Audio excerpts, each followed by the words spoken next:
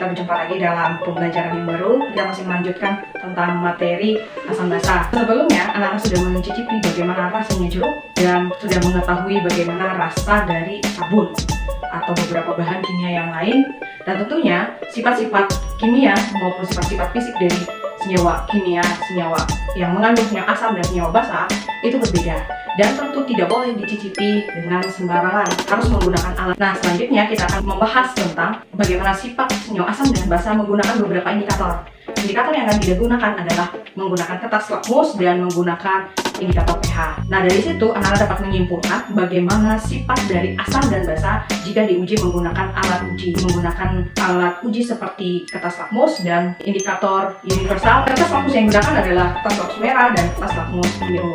Jadi, kemarin kita sudah menguji bagaimana rasa dari jeruk nipis dan sabun. Nah, hari ini kita akan mencoba menguji beberapa bahan menggunakan kertas lakmus dan indikator universal yang akan kita tunjukkan nanti saat percobaan. Mari kita menyimak bagaimana sifat asam dan basa dalam beberapa bahan kimia dalam kehidupan sehari-hari melalui praktikum yang akan kita lakukan.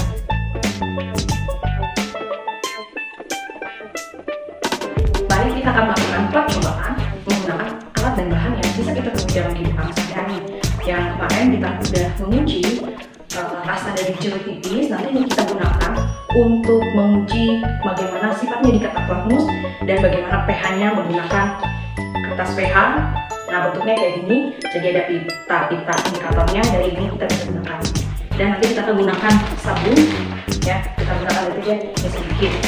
Jadi alat bahan yang kita gunakan adalah ini ada air, ya, kemudian ini soda kue, cuka dapur, kemudian ini adalah pembersih lantai yang mengandung HCl 17%. Kemudian ini adalah jeruk nipis, jadi ada bahan organik yang beberapa.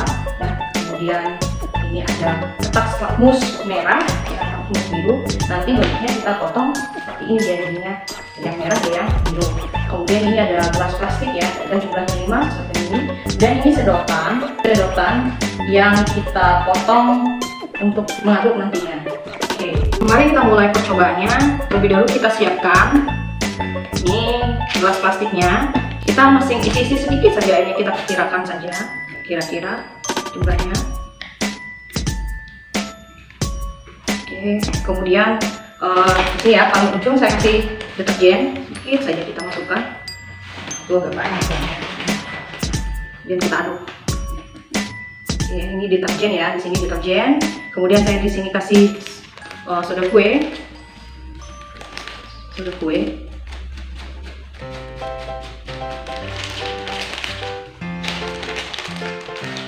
sini saya kasih cuka ya. Kemudian di sini cuka, sini soda kue. Dikasihkan di sini adalah cairan pembersih kamar mandi ya. Tambahkan saja kira-kira. Nah, kebetulan di warnanya memang biru. Kemudian jeruk nipis kita potong terlebih dahulu. Yang kita ambil adalah airnya.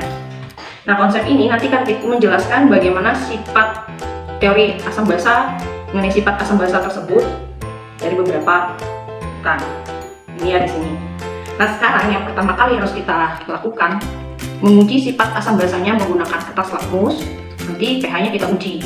Nah, kembali yang ini adalah sabun, ini adalah soda kue, ini cuka, ini adalah larutan besi, kemudian ini adalah larutan air jeruk nipis. Ini sudah. Sekarang kita mulai saja. Jadi saat menguji ini menggunakan lakmus, ya, perhatikan semuanya kita celupkan, ya, kedua-duanya. Ini lakmus biru, ya, ini lakmus merah. Kita celupkan bersamaan di sabun. Kita perhatikan mana yang berubah. Nah, yang sabun biru tetap biru, yang merah jadi biru. Kita taruh di sini. Kemudian kita uji yang soda kue. Ini belum kita aduk ya. Kita aduk. Coba yang merah dengan biru. Oke, kita celupkan bersamaan. Nah, perhatikan di sini yang merah berubah jadi biru, yang biru tetap biru. Kemudian untuk cuka, lihat yang cuka ya. Ini tetap sama yang biru ya. Kita lihat perubahan warnanya mana yang berubah. Nah, yang merah tetap merah, yang biru berubah jadi merah. Nah, kemarin kalau asam itu cirinya kan asam ya. Jadi kita perhatikan itu berarti yang asam, cuka kan asam toh. Nah, berarti dapat mengubah. Nah, kita coba lagi, lakmus merah menjadi biru. Itu adalah basah dia. Ini yang sabun apa namanya? Pembersih lantai. Lihat, yang merah tetap merah, yang biru jadi merah. Dan kita lihat lagi, lakmus merah dan lakmus biru. Coba. Oke, di jeruk nipis yang berubah adalah lakmus merah tetap merah, yang biru jadi merah. Oke, jadi yang ini kan termasuk rasanya asam. Ini nggak bisa kita rasa karena kan HCl nih. Jadi secara umum kalau dia asam, anak-anak dapat simpulkan perubahannya ya. Ada kertas lakmus biru, lakmus merah. Yang tadi ini adalah sabun yang lakmus merahnya berubah jadi biru. Yang biru ya tetap biru dia. Yang ini juga. Yang merahnya tadi berubah jadi biru, yang kena semua nih. Yang soda kue. Nah sekarang kita uji pH-nya menggunakan kertas pH. Kita ambil satu, nanti kita cocokkan pH-nya. Bisa kita potong dua. Nah kita coba-coba. Nah ini berubah. Nah berubah. Ya warnanya berubah menjadi ini agak ungu, ini yang hijau. Sekarang kita coba cocokkan warnanya ini yang soda kue. Kita cari indikatornya yang sama. Nah lihat. Kayaknya yang ini. Nah artinya soda kuenya tadi pH-nya 9 di sabun. Kita cocokkan warnanya, ini agak biru tua ya, ini sama. Nah ini, nah ditanya di sini, jadi pH-nya 10. Sekarang kita coba untuk yang ini cuka, ya ini lihat cuka, ini warnanya kan warnanya kuning ya, agak orange ini. Ini larutan pembersih lantai. Ya, kita coba uji pH-nya menggunakan ini. Kita indikator, kita cocokkan kayaknya di 2 dia. Nah, pH-nya 2. Nah, ini agak oranye ya, kita coba. Nah, cocoknya ternyata kita lihat ini ya di sini. Jadi untuk cukanya pH-nya 3. Sekarang yang jeruk nipis. Kita uji, kita celupkan. Nah, ternyata berubah warna. Sekarang kita uji pH-nya. Nah, ternyata di sini dia.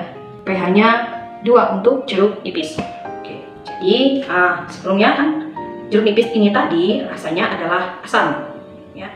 Kemudian sabun itu seperti kita ya pada pertemuan sebelumnya, pada video sebelumnya, Nana sudah memperkirakan bahwa rasanya pahit. Ternyata asam dan basah memiliki pH yang lebih rendah dari 7. Kalau dia basah, pH-nya itu di atas 7. Jadi dalam pH itu ada rentangnya 1 sampai 14. Ya. Di pH-nya seperti itu. Oke, sekian percobaan yang kita lakukan terkait dengan sifat asam basah dengan menggunakan kertas lakmus merah dan biru dan pH meter, bukan pH meter ya, kertas indikator paper ya. Ini sebagai kalau indikator universal dia ada 4 warna, ini bisa kita gunakan. Jadi kita bisa mengukur perkiraan pH-nya menggunakan pita indikatornya seperti ini. Jadi selain dari ini ada namanya indikator buatan yang bisa kita manfaatkan seperti PP, seperti metil merah yang akan digunakan nanti pada pertemuan selanjutnya. Nah, selain itu ada namanya indikator alami. Nanti akan kita bahas setelah kita mempelajari tentang teori asam basah. Sampai berjumpa pada pertemuan berikutnya. Kita akan mempelajari pada pertemuan berikutnya tentang teori asam basah. Terima kasih.